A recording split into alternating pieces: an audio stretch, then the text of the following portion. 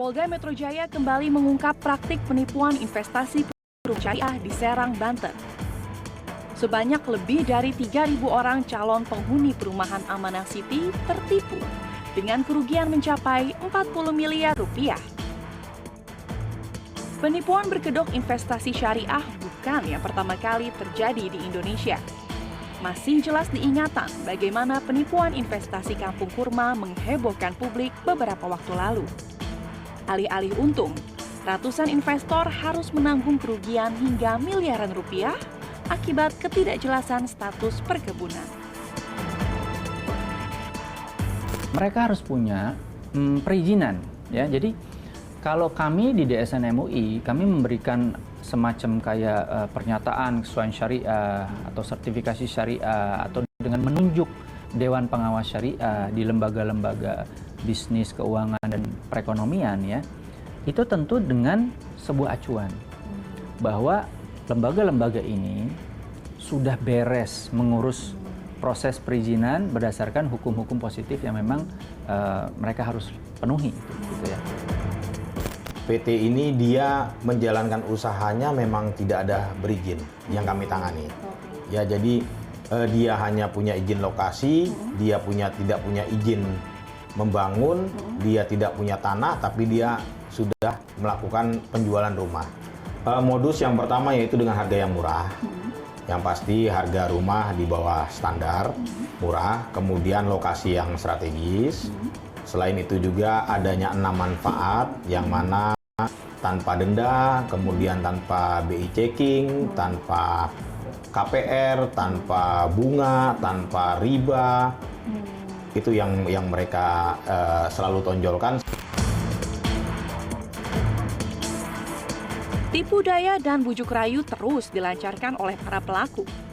Hanya berbekal iming-iming kemudahan dan janji manis keuntungan, para pelaku yang bahkan tidak memahami prinsip syariah dapat dengan mudah menjerat korban. Yang saya tahu, perumahan syariah ini bakal diterima masyarakat karena tanpa riba. Ya, jadi sekarang ini kan trennya orang keluar dari bank karena nggak mau riba kan. Terus kedua, tanpa sita, karena apa? Kalau di bank telat bayar, rumahnya disita. Tapi kalau tanpa sita di sini, rumahnya dialihkan. Jadi misalnya harganya 50 juta, dijual 100 juta, sisa uangnya itu masuk ke pemilik. Kalau bank kan disita semua, nggak ada yang masuk ke pemilik. Gitu. Jadi sama sekali Bapak tidak mempunyai modal? Kalau untuk pembangunan, belum. Dengan pengetahuan konsep syariah yang minim, PT Wipro Citra Sentosa memasarkan properti layaknya perusahaan resmi. Dengan galeri pemasaran di sebuah hingga melayani calon investor dengan fasilitas lengkap menjadi strategi pelaku. Para investor mengatakan salah satu hal yang paling meyakinkan ialah developer atau pengembang kerap kali mengajak investor untuk meninjau langsung lahan yang akan digunakan. Dan tadi kami sudah mencari di internet, ternyata lahan ini ada di Kecamatan Kopo, Serang, Banten. Dan lahan ini berjarak sekitar 70 km dari Jakarta Pusat dan memakan waktu sekitar 1,5 jam dengan menggunakan mobil.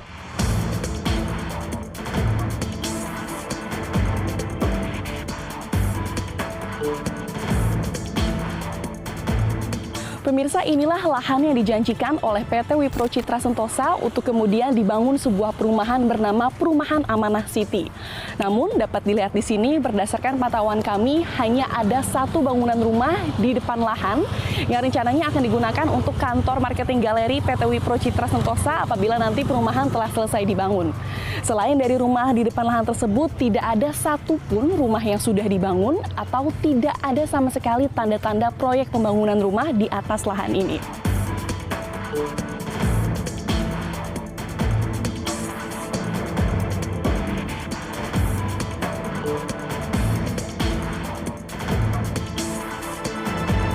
Sekitar 500 meter dari lahan yang dijanjikan oleh PT Wipro Citra Sentosa, kami menemukan 2 unit rumah yang kerap kali menjadi contoh untuk para investor. Nah, inilah rumah tersebut. Di sebelah kiri ada rumah dengan tipe 2236 dan yang di sebelah kanan ada rumah tingkat 2. Namun dapat dilihat rumah ini hanyalah contoh untuk kemudian membujuk dan merayu kembali para calon investor.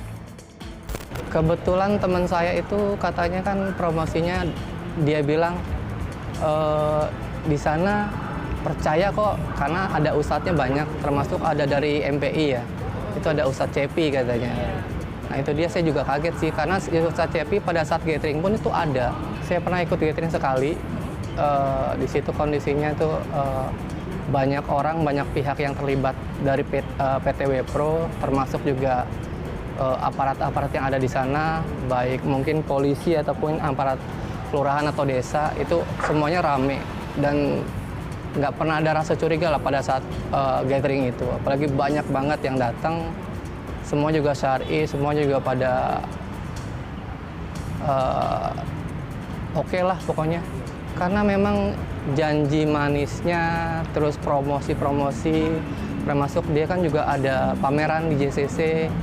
Jadi siapapun mungkin orang akan berpikiran yang positif untuk ambil rumah tersebut ya. Kita coba tanyakan hal pertama kepada dia adalah akad. Lalu implikasinya kepada perikatan jual belinya, perikatan pembiayaannya kepada dia. Kalau dari awal dia mengatasnamakan ini perumahan syariah, tapi dia tidak bisa menjelaskan akad-akad itu secara detail, berarti ini... Betapa korban investasi perumahan syariah ini tentu meninggalkan sebuah pelajaran penting bagi kita semua. Untuk tidak selalu percaya pada bualan kata-kata, untuk tidak membeli janji tanpa bukti, dan untuk menempatkan logika di atas emosi. Dari Jakarta, Puja Lestari, Agus Taufik, Metro TV.